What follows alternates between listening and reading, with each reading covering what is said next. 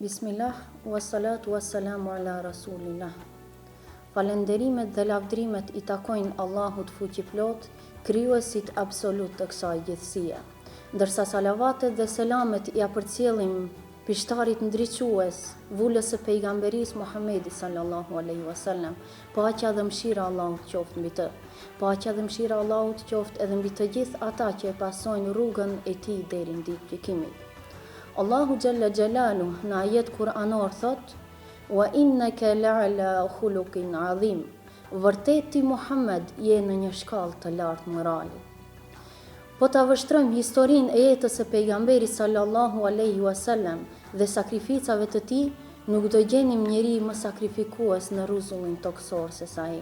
Nuk do gjenim njeri i cili duroi gjithë ato vuajtje dhe tortura vetëm që ta përçon mesazhin hynor dhe po ky mesazh të vjen i pastër deri në gjeneratat tona.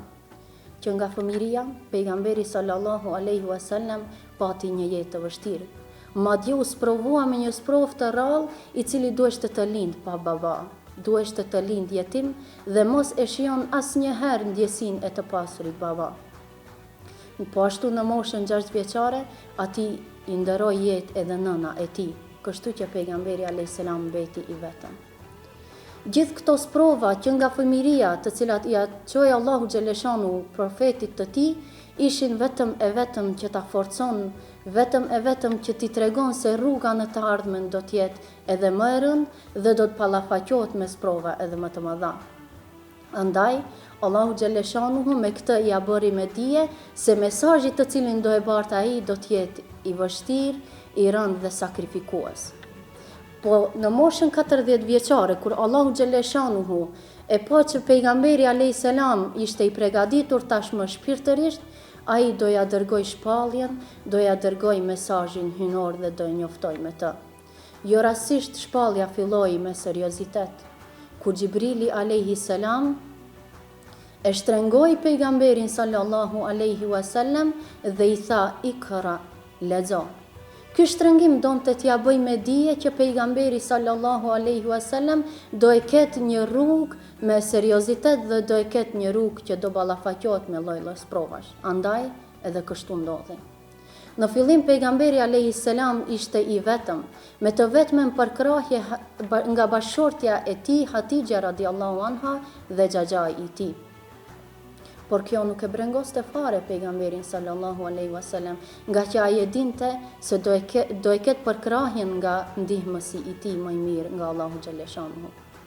Të kujtojmë shkuarjen e tij në Taif, ku pejgamberin sallallahu alaihi wasallam jo që nuk e pritën mirë, ku pejgamberi alayhis salam shkoi që ta nxjerrë këtë popull nga errësira në dritë, ta largoi ignorancën nga ai popull. Ata jo vetëm që nuk e besuan, por edhe e sulmuan dhe ju vërsulën pejgamberit alayhis salam, saqë u përgjak dhe doli në një anë. Në këtë rast i erdhi Xhibrili alayhis salam dhe i tha: "O Resulullah, tha Allahu po të pyet, a dëshiron që t'i bashkojmë këta dy kodra dhe ta përbim këtë popull?" Mirë po pejgamberi alayhis salam tha: "Ja Rab, udhëzoj këtë popull, sepse këto nuk din." Po ashtu pejgamberin sallallahu alaihi wasallam e quanin me ofendime, me nënçmime më të mëdha, të cilat ishin si gënjeshtar, si magjistar, poet apo edhe mudhemmim, që don të thot i përbuzur. Aq larg shkuan sa që i mësonin gjithë fëmijët deri te më i vogli që kur të kalon Muhamedi sallallahu alaihi wasallam, ata një zëri të bërtasin me këta fjalë nënçmuese. Sigurisht që pejgamberi sallallahu alaihi wasallam mërzitej për këtë, por atë e ngushëlluesi më i mirë me fjalët të cilat i cek në Kur'an. Ne e dim që ti ngushtohesh shpirtërisht për atë që thon ata, por ti madhëroje me falënderim me Zotin tënd. Po ashtu pejgamberi alayhis salam pati edhe shumë betejë që do të luftonte kundër armikut. Gjithë këto sakrifica ai bënte vetëm që ne sot të jemi si musliman të lirë, që ne sot të jemi në dritë dhe mos t'i përulemi askujt përveç Allahut xhaleshanuhu. Ku Allahu në Kur'an thot: "Ju jeni populli më i dobishëm i ardhur për të mirën e njerëzve, të urdhroni në të mirë dhe të ndaloni nga veprat e këqija."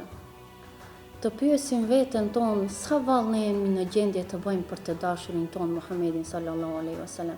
Sa jemi ne në gjendje të sakrifikojmë për të që ai pas ka sakrifikuar kaq shumë për ne. Sa ne jemi në gjendje të sakrifikojmë për këtë fe.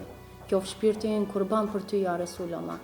Qoftë vetja jon sakrificë për fjalën e Allahu xhaleshan dhe për këtë fe. وأقول قولي هذا وسبحان اللهم وبحمدك أشهد أن لا إله إلا أنت أستغفرك وأتوب. Sensiz dünya bizlere dar. Selam sana ey kul.